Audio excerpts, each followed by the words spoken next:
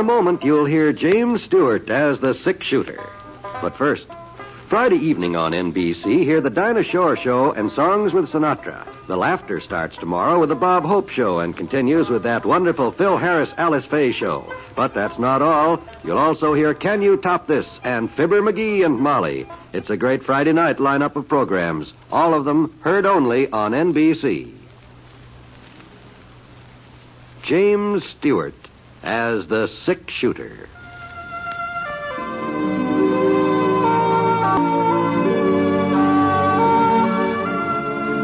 The man in the saddle is angular and long-legged. His skin is sun-dyed brown. The gun in his holster is gray steel and rainbow mother of pearl. Its handle unmarked. People call them both the six-shooter.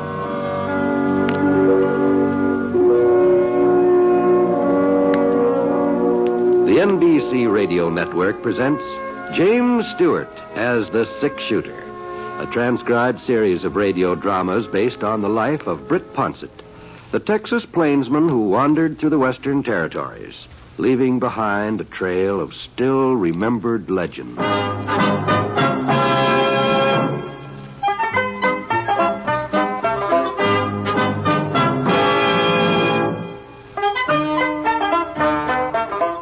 Well, at first I didn't know what I was getting into. The town of Virtue City had never looked like this before. Banner over the main street, posters stuck in the store windows, bunting draped across most of the buildings. It was the wrong time of the year for the county fair. I pulled up the Mansion Hotel and headed into the lobby. Yes, sir? I'd like a room for the night.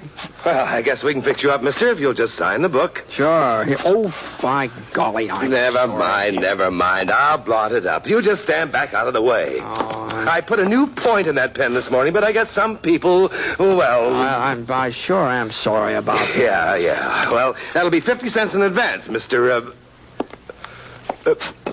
Ponset? That's right. Here you go. You're really Britt Ponset? Well, if he ain't, he's sure been fooling a lot of folks for quite a spell. How are you, Britt? Well, Doc Cross. Where'd you come from? I've been sitting there behind that geranium plant. I thought I recognized you when you come in. Oh, I'll be darned. Well, here's your key, Mr. Ponset, number 12. Oh, thanks. About that ink blot, I know it wasn't your fault. They just don't make pen points the way they used to. Inferior workmanship. Sure. You in a hurry to go upstairs, Britt? No, not especially. Well, come on over to the window and sit for a spell. We can sort of keep our eye on the street and see what's going on. All right, Doc. Well, you been up to, Britt? Oh, same as usual. I was riding herd over to Smoke Falls for the last 6-7 weeks. Probably go back there in the spring. Uh-huh. Here, just let me get my instrument bag out of the way. Now, there's a place for you.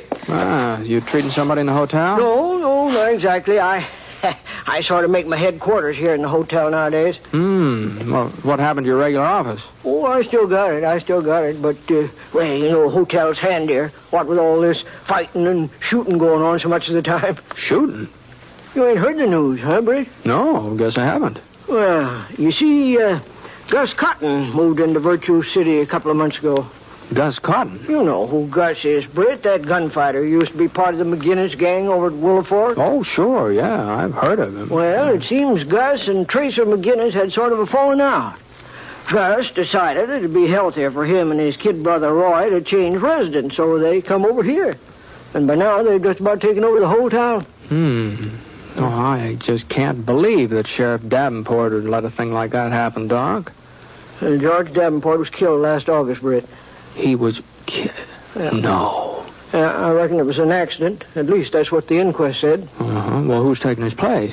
Well, there ain't been nobody so far. New sheriff will be elected tomorrow, along with the mayor and the usual town officers. Oh, I see. So that's why the place all fixed up, huh? Election day, Yeah. huh? I was kind of wondering about that. Yeah, it's been a real hot campaign, too.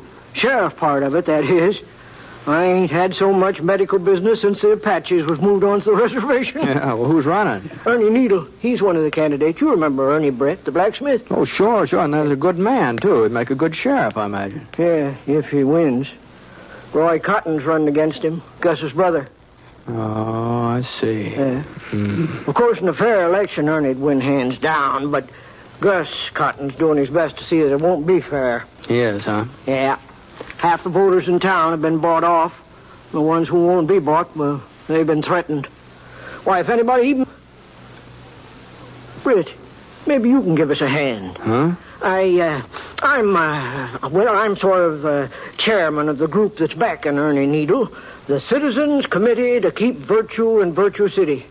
That's what we call ourselves. I see. Now, Britt, if you could join up with us... Now, hold on, Doc. Now, I'm not a voter in this town. I'm not even a resident. I know, but you've got influence.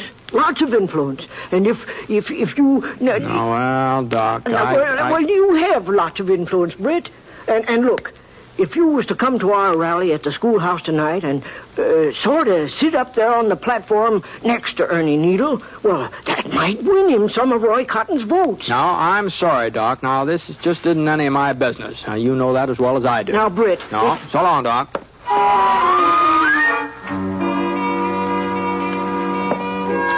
Well, I went upstairs to my room. Number 12 was on the north side facing Ernie Needle's blacksmith shop. And it looks like Ernie had closed up for the day. He's probably out politicking somewhere. The room seemed kind of stuffy, so I opened up the window. It sure was warm.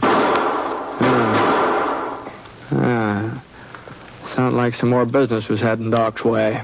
I leaned out, but I couldn't see anything. The shooting must have been around in front. Oh, well. Yeah?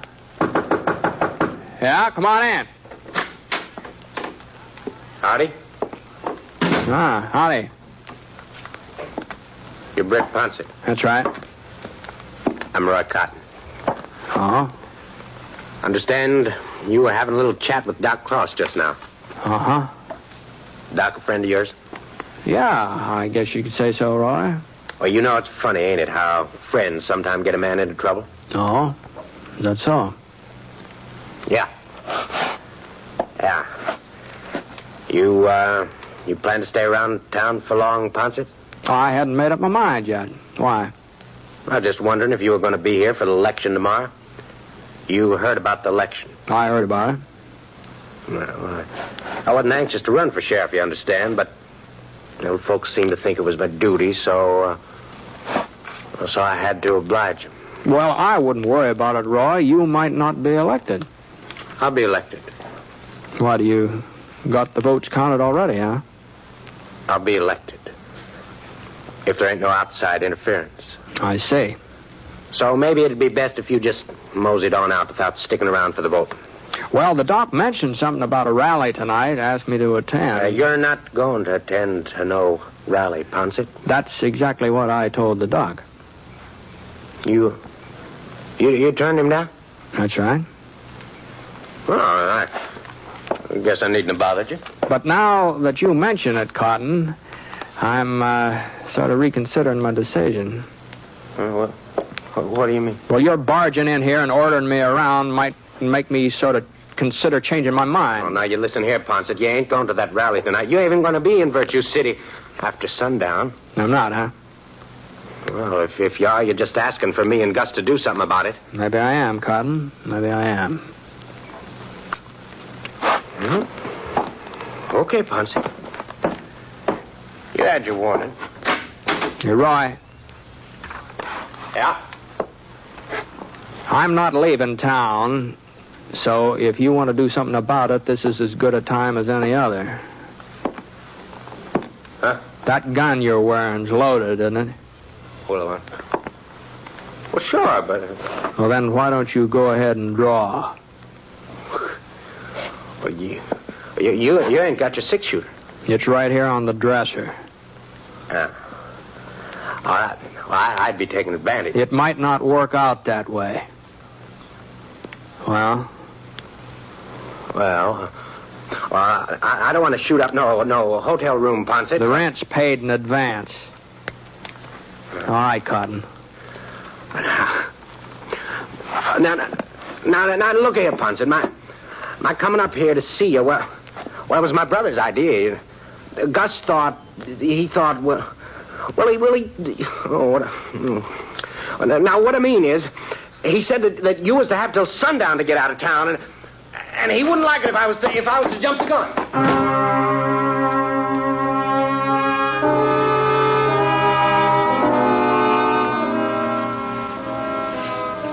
Well, I guess nobody exactly welcomes the idea of being told what he can do and what he can't do. And I suppose when it comes right down to it, I'm as stubborn as the next man. So, instead of leaving town, I had supper in the hotel dining room, and afterwards, well, I sort of moseyed over in the direction of the schoolhouse. There were only 3 or 4 horses out in front, a couple of buggies.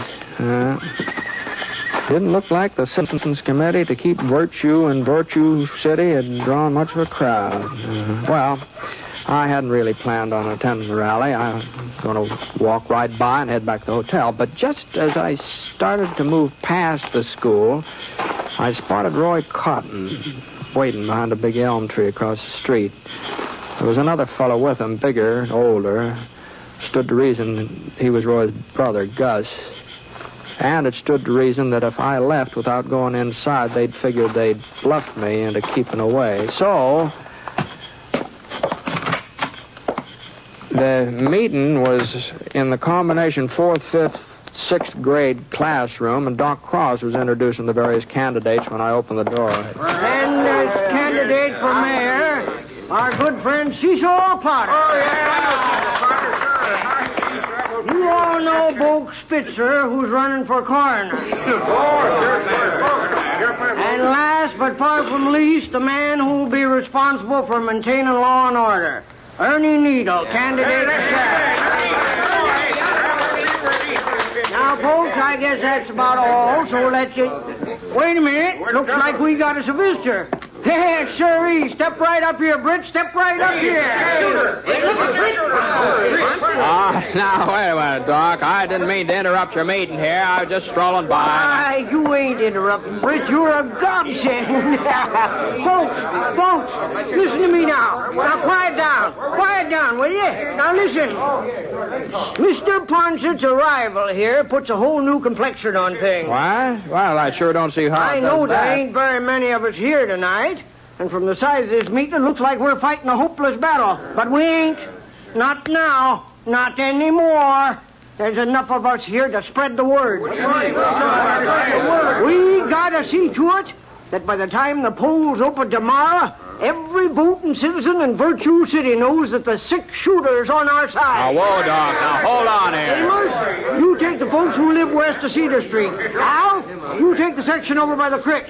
I'll cover the area along Clinton Avenue. And another thing, you tell everybody that Britt will be right there at the polls to see that the voting's done on the up and up. Now, Doc. Now, you listen to me, Doc. Now, see here, Doc.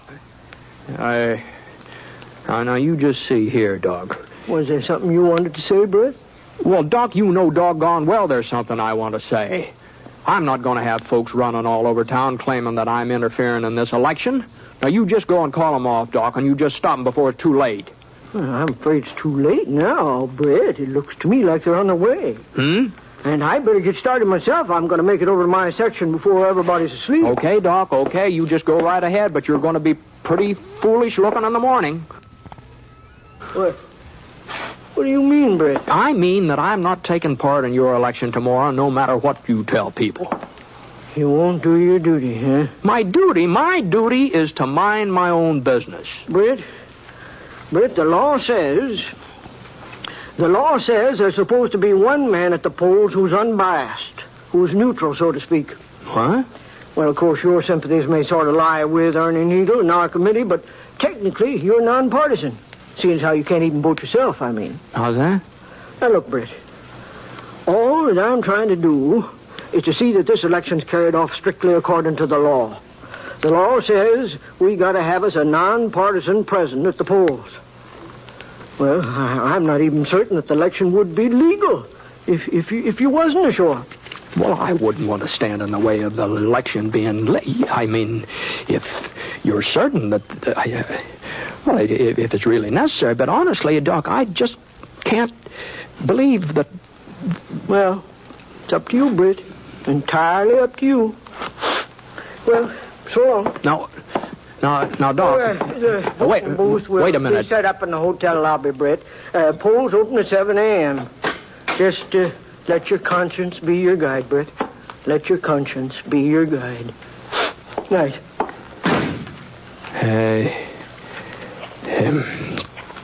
Good night.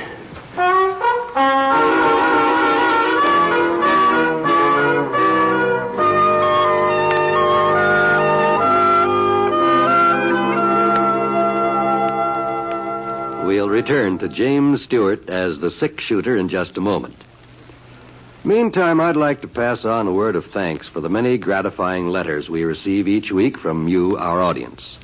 And this word of thanks comes not only from Jimmy Stewart, but from our director, Jack Johnstone, our writer, Frank Burt, our skilled technicians, in fact, all of us who are involved in the production of the program. We appreciate your letters far more than you may think, even though we may not be able to answer all of them. That is why we take this way of saying thank you.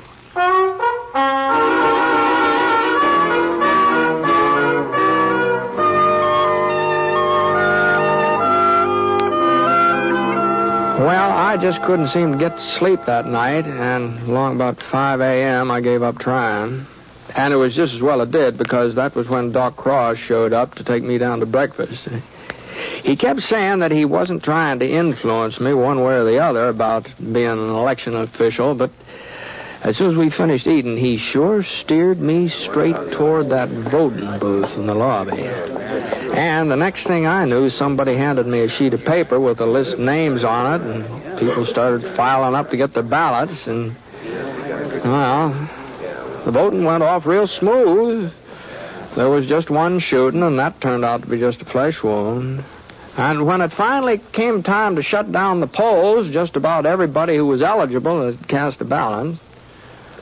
There'd been a real good turnout, too. I didn't stick around for the counting. I figured I'd done my share, so I had some supper, and I went upstairs to my room. Oh, I sure was tired.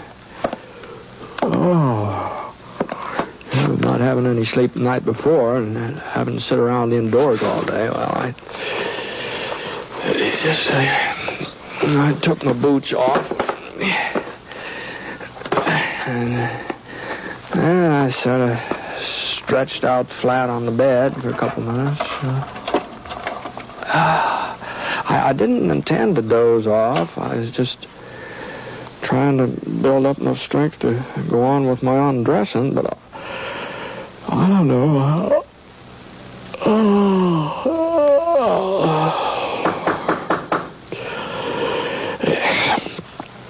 Huh? What the Sam hell is it? Oh, yeah. Oh, is that you, Doc? Come in. Oh, what can I do for you? We just finished counting the votes, Jeff Perkins and me. Evening, Mr. Ponset. Oh, howdy, Jeff. Well, how'd the election turn out? It's kind of hard to say, Britt. Well, now, come on, Doc. Did Ernie win, or didn't he? Well, no, Britt, no, he didn't win. Oh. But it could have been worse. It could have been lots worse. I see. It was close, huh? Oh, I wouldn't exactly call it close, Mr. Ponset. Uh-huh. Well, suppose you just give me the figures, huh, Doc? Well, in the race for sheriff, we figured that was the most important contest. Yeah?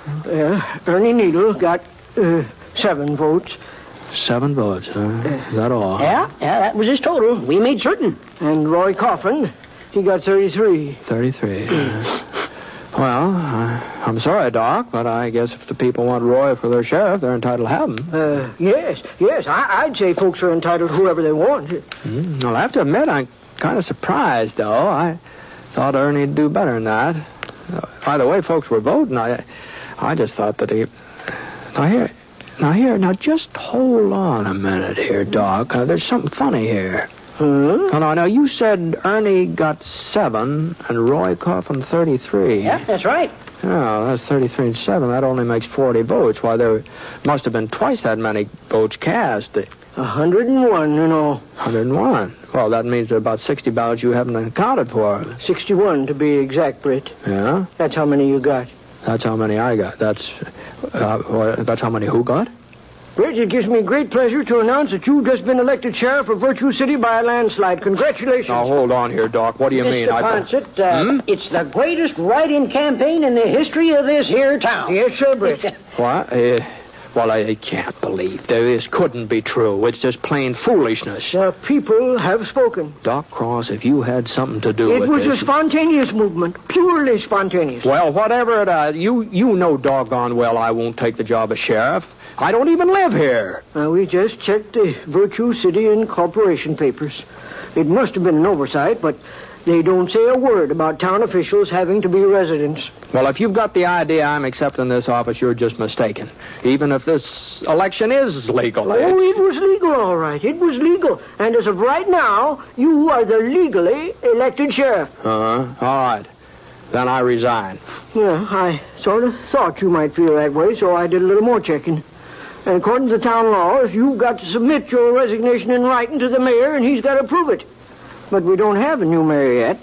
Not until you get sworn in. Now, hold on a minute, Doc. It was the office of sheriff that I got elected to, remember? You told right, me. Mr. Ponset. It seems the voters kind of got in the habit of writing in your name and You don't mean they elect me mayor, too? You had a 2-to-1 majority. You don't mean... What? Yep. You didn't do so good for coroner, though. Bogue Spitzer beat you out by 4 votes. But don't feel too bad about it, Britt. Bogue's a real popular man. Well, I just don't know what to say. Well, this is the most outlandish thing I've ever heard of. It is a mite unusual. I'll agree with you there. Unusual? It's ridiculous. Well, I can tell you I've got no more intention of being mayor than I have of being sheriff. I don't blame you, Britt. Britt, I don't blame you. About the mayor part, that is. As a matter of fact, you couldn't hold both jobs if you wanted to. There's a town ordinance against it. I don't care if the... What'd you say? Yes, sir. One man can't hold both jobs. Well, that's something. But like I said, your resigning the sheriff's position is kind of complicated, you see. Not only have we got the problem of who's going to accept the resignation... I'm the mayor. I'll accept it myself. Well, even so, according to our statutes, when the sheriff resigns or retires, the job goes to the man who got the second highest number of votes. Oh, you mean Roy Coffin would take over my place? That's the gist of it, Mr. Ponset. Uh-huh. So you see the spot you'd be putting us in, Britt. Besides, Mr. Ponset, the people elected you, and they're entitled to have you. You said so yourself. When I said that, I didn't have any idea that this... Oh, now, look here. There's got to be some way out of this situation. Now, Ernie Needle's the man this town needs for sheriff, and he ought to have the job. Isn't that what you wanted? Well, maybe so, but... Well, I just don't see how we can work it out so he gets it. Oh, well, it's getting late. I guess you'll need your sleep. Probably have a big day tomorrow, what with all the swearing-in ceremony. Now, don't run off, Doc. Now, this isn't settled yet. Oh, like as not, things will settle themselves. They usually do. Good night, Mr. Ponset. But... Oh, by the way, Britt, I'll just leave your star here on the dresser. There's a little rust on the point where the plating's ward off, but good polishing will take care of it.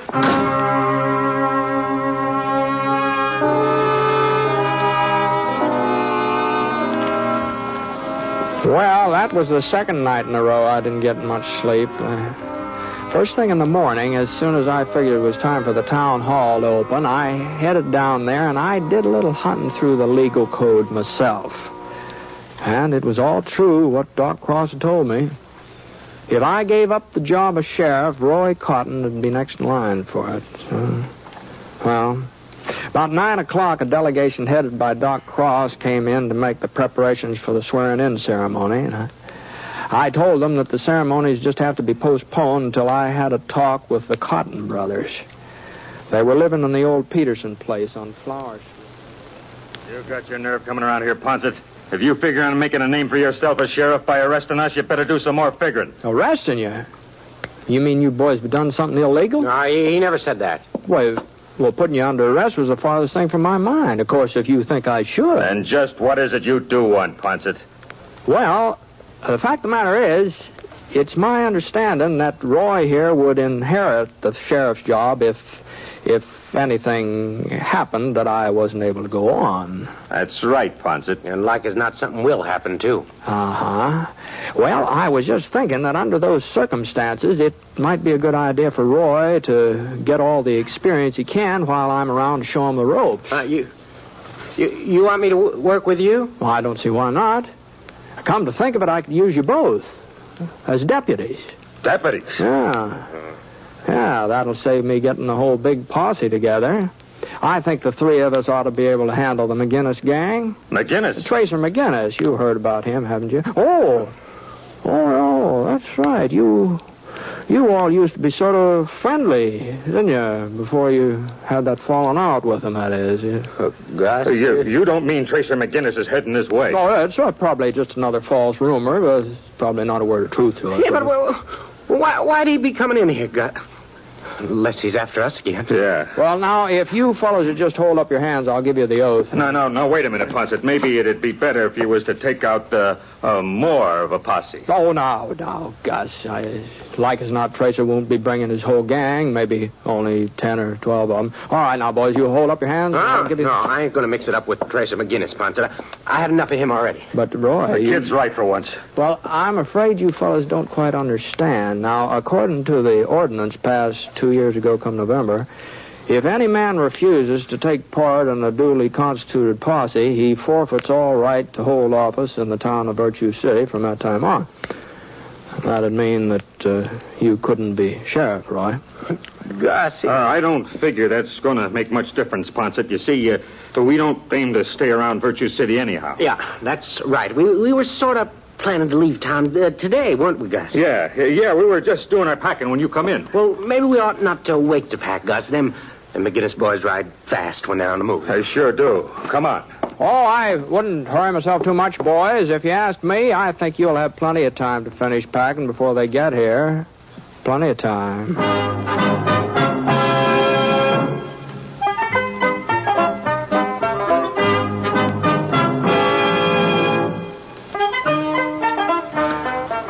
Well, as things worked out, they needn't have heard it all.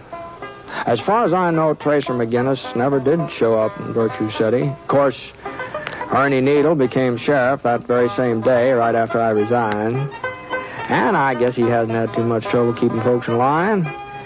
You see, the Cotton brothers haven't been heard of since they beat it out of town. It just goes to show you, a person really shouldn't believe in rumors. It's funny the way they get started, isn't it?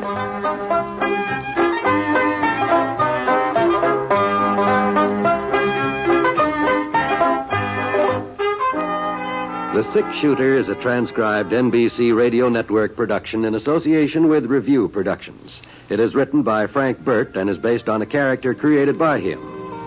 Mr. Stewart may currently be seen in the Universal International picture The Glenn Miller Story. Others in the cast were Carlton Young, Dal McKennon, Paul Richards, Frank Gerstle, and Junius Matthews. Special music for this program was by Basil Adlam, and the entire production is under the direction of Jack Johnstone.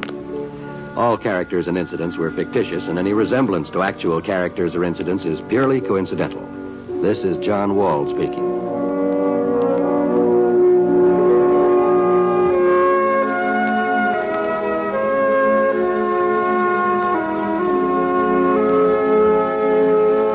Tonight, hear an address by President Eisenhower on the NBC Radio Network. We hope you enjoyed this episode of The Six-Shooter on PastCast Studios. Make sure to subscribe so that you don't miss a single episode.